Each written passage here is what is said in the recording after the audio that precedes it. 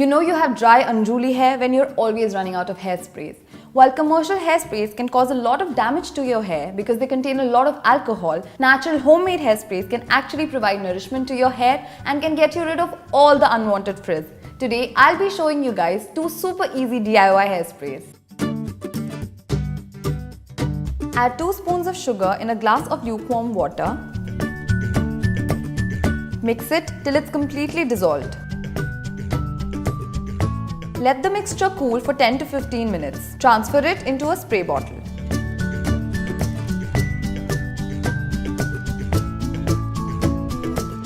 Just make sure that the spray bottle has a misting nozzle. The correct way to apply hairspray is to divide your hair into sections, work your way through each section, let it set, and you're done. Add 1 chopped lemon to a bowl of water and heat it for 10 minutes. Let it cool and transfer it into a spray bottle.